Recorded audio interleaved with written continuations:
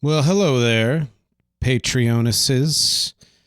I'm getting closer. I'm getting closer to figuring out what to call all of you other than absolutely generous people. If that's a word, right? Generous? Boy, mushmouth. So you are now in the midst of the bonus video MXtra, the MXtra video for Season 6, Episode 15 of Music is Not a Genre. And as promised, this video is on drummer deaths in This is Spinal Tap. If you have not seen the main video, go do it. It's Death is Dumb 16, Death is Drum, and it's about all of the drummer deaths in history that I could find, prominent, not so prominent. I'm sure there are tons of others I've missed, but it's a pretty interesting episode, especially if you, like me, every now and then read obits and like to know how and when people died. And you're a fan of music, fan of drummers. But this is one that you only get, as usual, for being a Patreon subscriber here at Rec and Music is Not a Genre. And this bonus MXtra video for that episode, again, is on This is Spinal Tap, all the drummer deaths in that movie. Yeah, I talked in the main episode about how we think of drummers as these loose cannon people, and I have definitely worked with some loose cannon drummers who have also been pretty awesome drummers, at least for the time that they could hang with the band. But I've also worked more often than not with some pretty stable drummers who were not thing like that. So as always, a lot of these things are kind of myths or hyperbole and all of that. And I also said that I think Spinal Tap played a large part in us feeling as though drummers are the loose cannons who die more often than other instrumentalists, which I don't necessarily think is true. Also, Spinal Tap, This is Spinal Tap, which came out in 1984, wasn't that long after Keith Moon and John Bonham died, etc., a couple of others. And so that was kind of in the, culture at the time and the zeitgeist. Yes, I use that word. I think if you're playing a drinking game, go ahead and drink every time I say zeitgeist. Zeitgeist, zeitgeist, zeitgeist. Hope you had a lot of shots there. And so let's get into the movie and then let's talk about these drummer deaths, which I just find. I love comedy. I'm probably going to be doing more of it in general in this year and this season and next season, and in and out of Music is Not a Genre.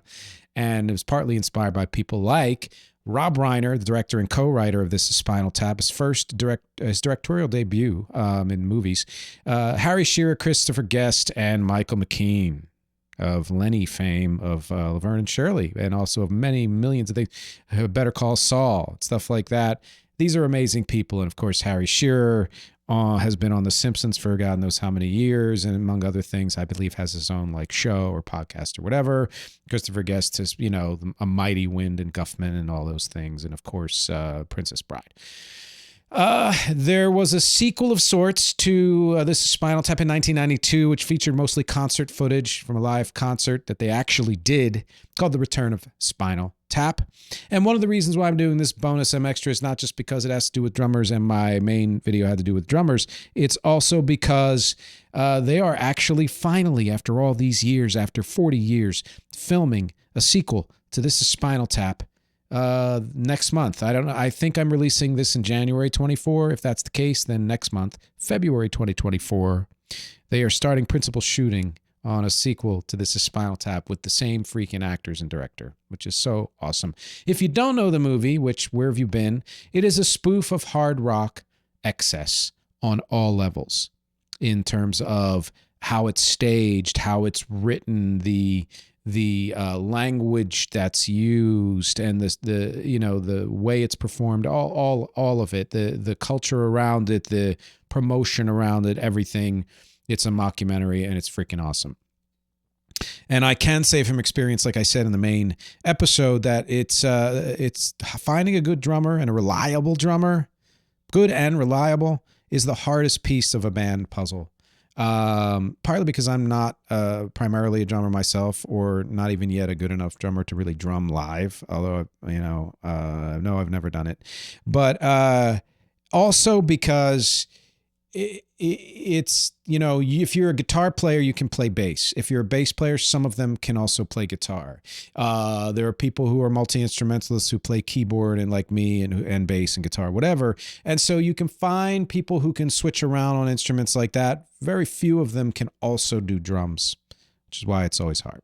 So I got this list of the Spinal Tap initially from a site called zeroenthusiasm.tumblr.com, but I found out without not too much research that person got it verbatim from Wikipedia, which is one of my favorite sources. It's better than people have said in the past. So let's get right into it. These are the drummer deaths in Spinal Tap, and hopefully this will get you laughing because it's freaking awesome. The first one might be my favorite. John Stumpy Pepys, or Pepys, depends how it's P-E-P-Y-S, and Samuel Pepys, that's how you actually pronounce his name. It's even though it's spelled P-E-P-Y-S. So I'm wondering, and I haven't seen the movie in a while, how exactly that is pronounced. Was supposedly the drummer for Spinal Tap 1964 through 66, and died in a bizarre gardening accident that the authorities said was, quote, best left unsolved, unquote. It's pretty freaking awesome. Next one. Eric Stumpy Joe Childs, 1966-67, choked on vomit of unknown origin, perhaps but not necessarily his own, because, quote unquote, you can't really dust for vomit. So, I mean, someone else might have been there, vomited in his mouth. Next one, 1967-77, so pretty long stretch there. Peter James Bond. Spontaneously combusted on stage during a jazz festival on the Isle of Lucy. And I believe one of the characters said, lots of people spontaneously combust in the world all the time, something like that. Mick Shrimpton, which is important to know because, first of all, drummer supposedly for Spinal Tap, 77-82, was the guy mentioned in the main episode who was an actual drummer who died just a couple of years ago at the age of 70. Whose name I already forget. You're welcome. But he played Mick Shrimpton, and he was the primary drummer for Spinal Tap when they played actual concerts and actual music. He was famous for exploding on stage.